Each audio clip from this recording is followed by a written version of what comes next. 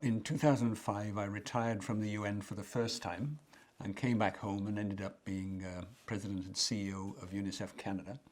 And in 2008, went down to Haiti because we were supporting flood victims. They had terrible floods in 2008. So I went all over. In 2010, when the earthquake happened, I just arrived just after the earthquake and then stayed till late 2013.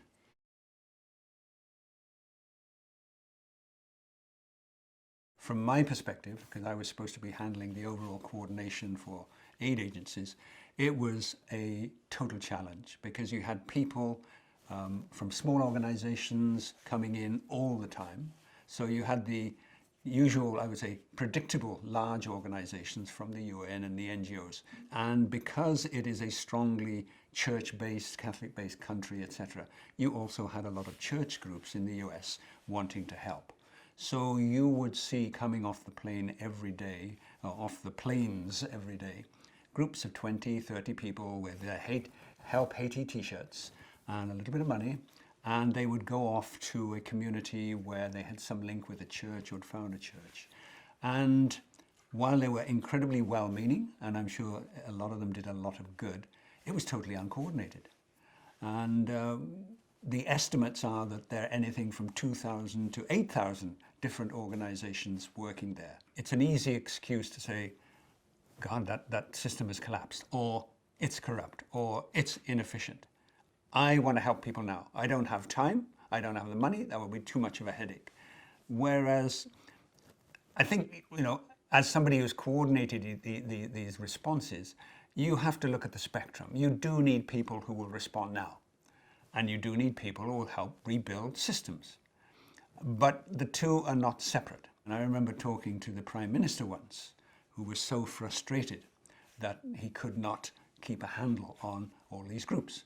And I asked them, they're very small, they have limited amounts of money. Why are you concerned? And he said, I don't know what they're doing. We do have policies about standards in education, standards in healthcare, standards in social welfare. Okay, we have problems implementing them, but we don't want people just coming in who know nothing about the place, doing their own thing. We want to start systemizing our standards.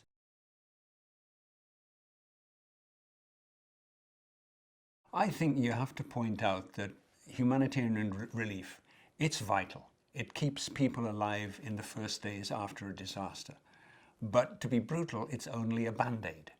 You are not starting to address fundamental issues. And they could range from, why did so many houses fall down? Because there weren't the resources to build them properly, or there was corruption in the building, or people are so poor that they don't have the resources to fend for themselves. What does that mean? Livelihoods, jobs. How do you help create jobs? And somebody will say, that's not humanitarian, that's not relief. So many people feel frustrated. They feel this tension between being grateful and being frustrated. They have to survive, so they have to queue for food, for water, and so on. But think how demeaning that is. People don't want to queue for food. They don't want a handout. They want a helping hand to get a job. If I'm even the poorest people, if I'm earning a few dollars a day, I can decide, is that food on the table? Is it strengthening the foundation of my house? Can I afford school fees for at least one of my kids? Can we go to the health center when we're sick? I'm making choices even with my minimal money. And it seems to me, with that impulse to help, we should be thinking beyond the first day after the disaster. I've mentioned in Haiti that we had thousands of organizations coming in. The great majority were small organizations wanting to do something now. But then you've got larger NGOs, and they perform a dual function. They have a strong immediate emergency relief response, but they've usually been in the country for decades, and they have a longer-term goal. I am not averse to organizations coming in the short term to help save lives. That is absolutely critical. But after those first few days and weeks, the question is, for what kind of life?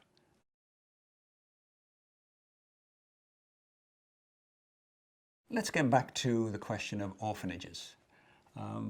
Why do kids end up in orphanages? Well, there are orphans who have no parents who end up in orphanages, but In a Haiti, for example, where poverty is so widespread, putting a child into an orphanage is often seen as a solution for a desperately poor family that can't even feed their kids. So they know that if they put them in an institution, the kids will at least get fed.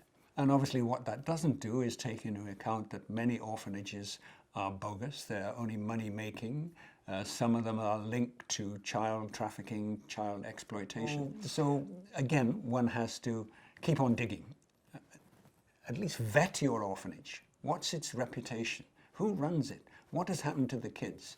Doesn't mean the person giving the money in Canada can do that, but the organization to which they're giving should be able to respond. We've checked this out. It is bona fide. They're not trafficking children. Okay, I can give to the orphanage.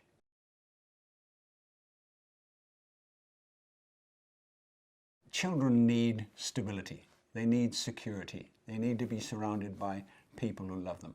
When you get an emergency, a crisis, systems explode. A family is separated. A community is displaced. And this obviously totally destroys the fabric of the kid's stability.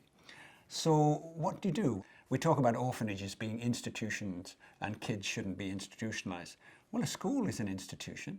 And one of the best things that you can do for a kid who's been affected by a crisis, an emergency, help that child go to school in a stable learning environment with their friends. Train the teachers to understand trauma, stress, and be able to spot kids. Help the child gain some sense of normalcy and stability. And there may be some orphanages which are also good. So I totally see that we should not be focused on only helping orphanages, because there are issues behind that. But there are other institutions, the school above all, where we really need to provide help. Learning for the future, but stability for now for the children.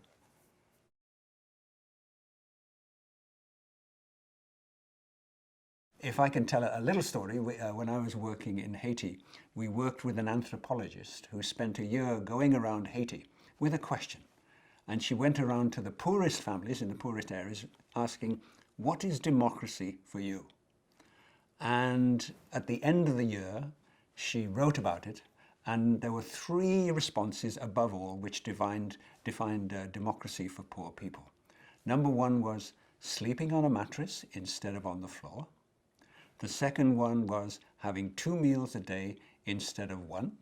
And the third one was living in a community where people with a little more help those with a little less.